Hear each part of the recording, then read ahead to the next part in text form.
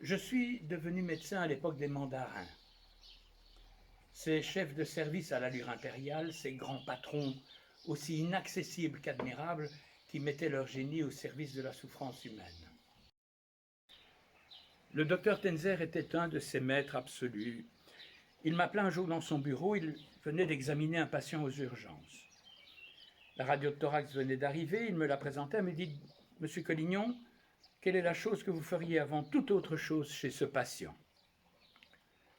Je dis « Monsieur Tenzer, il s'agit d'une pneumonie à pneumocoque, je réaliserai en tout premier lieu une bactériologie et puis je placerai le patient sous antibiothérapie. » Il m'a dit « Non, ce n'est pas la bonne réponse, monsieur. » Je dis « Mais quelle est la bonne réponse alors ?»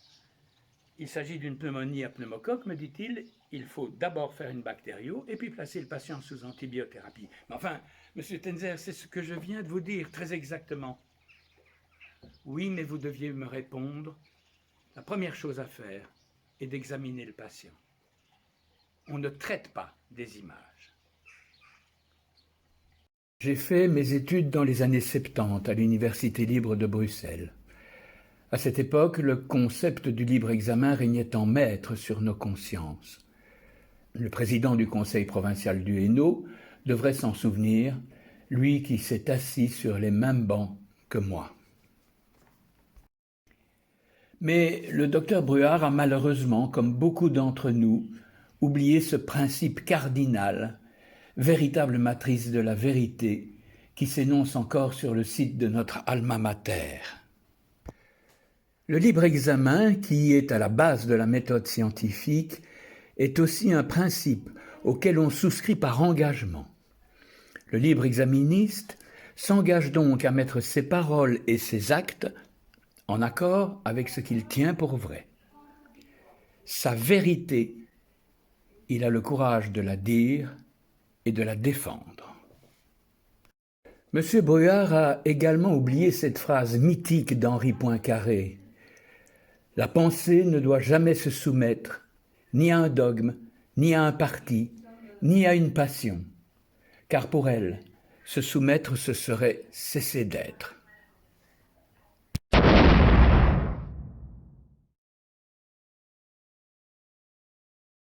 Le docteur Collignon se défend d'être complotiste, mais ses propos traduisent invariablement un refus obstiné d'admettre ce qui est considéré comme la parole officielle, qu'elle soit gouvernementale, scientifique, médiatique ou ordinale. Je devais donc, selon vous, Monsieur le Président, me soumettre à la parole officielle des médias. Mais de quels médias, Monsieur Bruard? Des médias qui se sont soumis, comme ceux qui autrefois ont baissé les yeux devant le maréchal? Dois-je, selon vous, admettre également la parole officielle gouvernementale? Est-ce bien la parole d'un ministre pyromane, revenu sur le devant de la scène parce qu'il avait des merci à dire, que je dois écouter? Quant à la parole officielle des scientifiques, est-elle vraiment plus respectable que celle d'un ministre sinistre?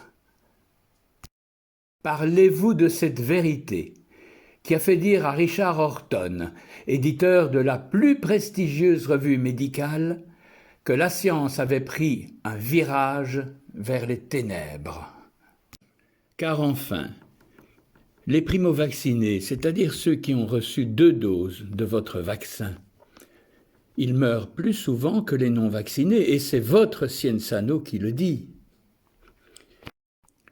Enfin, et ne fallait-il pas s'en douter, vous me reprochez de ne pas avoir respecté la parole ordinale, la parole qu'il convenait absolument de suivre sous peine d'ostracisme.